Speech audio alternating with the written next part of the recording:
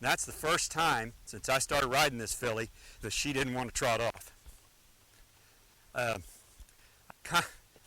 I kind of see that as a good sign. That shows me that she's not very nervous.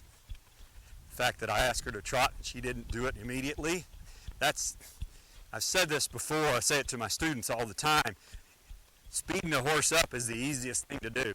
Slowing them down and controlling them, that's what's difficult. So now I'm going to stop posting and ask her to walk. And she stopped, but I got her back into a walk. So I want her to learn that she can slow down and doesn't have to stop dead still. And that's, like I say, that's a good problem. Most horses are trying to get them to stop, you know. With this one, she just wants to stop. All right, let's try it again. A little better.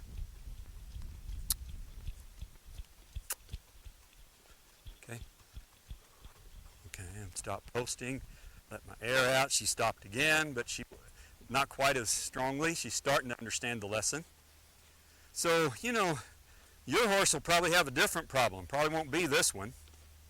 But the cardinal rule principle of horse training is make the right thing easy and the wrong thing difficult. Let's trot her off. So what I have to do is think about how can I make the right thing, which is just slow down in this case, don't stop. How can I make that easy? And the wrong thing for her, which is stopping fast, difficult. And I'm not getting after her too much. I'm just kind of reminding her that I didn't tell her to stop. All right, so I'll stop, slow down my body motion, and that time she just halfway stopped, so it's getting better. Okay? So there are fancy names for everything we do with horses. These are called upward and downward transitions. They're called walk-trot transitions. You know, there's all kinds of fancy names for stuff. When I was a cowboy, we just called it, or, you know, us country kids, we just call it speed up and slow down. We didn't have all those fancy names. Okay. All right, let's try it here. Sit back. All right, there we go. She did not, she thought about stopping, but she didn't. So that's good enough for me. And she's done that for me, that stop. She's done it at a walk, at a trot, and a lope. She just felt like she needed to stop, and she just stopped. And man, she can stop. Okay, now just sit back. Ah, that was beautiful. See, I didn't say the stop word. All I did was sit back, and she's starting to learn that from the fence drills.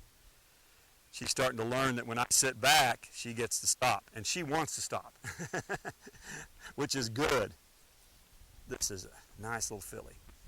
Okay, so I'm just going to let her stand here for a minute or so, catch her air, and then we're going to work on loping just a little bit.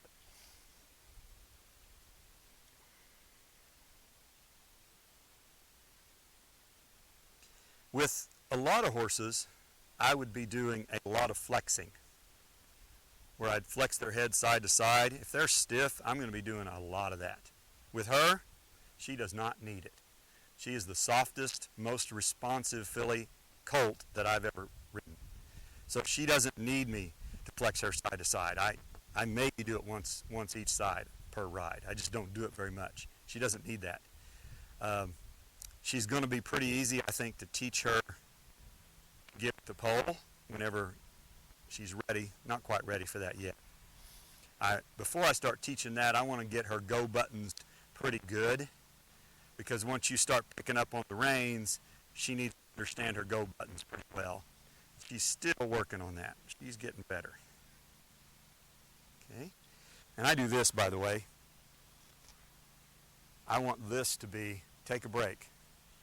And she perked up, not because of me, but because of something over there behind the camera.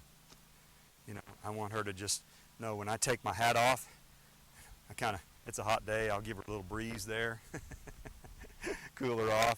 Then they start saying, oh, I love it when they wave things around on me. That means I get to rest. They associate this with resting. Pretty nice, huh? Good. Okay. Pretty good. Okay. All right, she walked off pretty nicely. All right, so I'm going to work on loping here a little bit. Her left lope is the one, left lead is the one she has trouble with more than the right. So today I'll start off on the left lead. if I can get it. All right, and she doesn't want to go away from the barn there. I don't get too picky about the leads at this early stage. If I ask for a lope and I get it, then I'll take that. And she's done some cross-firing a little bit a couple of times, and I just ignored it and acted like I didn't even notice. Okay? All right, so we'll just, and I like to do this in the beginning from a fast trot because it's a lot easier for them than trying to just push them into it really hard. So let's just see if we can pick it up here. Okay. Well, she took off pretty fast.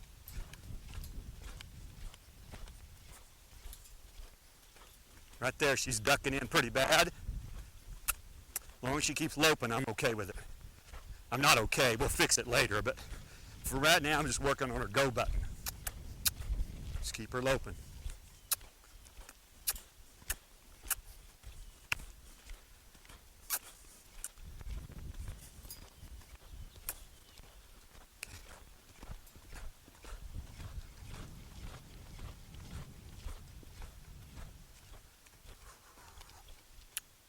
What I was trying to do there, and I sort of did it, was to bring her down to a trot. Now I'd bring her to a walk, and I'm going to let her rest down here, away. Ooh. I'm going to let her rest away from the barn. Okay? All right, good. I'm actually going to get off of her and loosen the cinch down here on this end of the arena. So that's kind of where I'm at with her, 9 or 10 rides. I'm pretty pleased with it. What I'll be working on over the next week is more loping, because she needs to get better at just carrying me around and not ducking like you saw her duck into that circle. I'll have to just work on that. I have to work on it out here really, rather than in the round pen. And so I'll just keep working on that stuff and trying to get it better. We'll check in with you in a week or so, see how she's doing.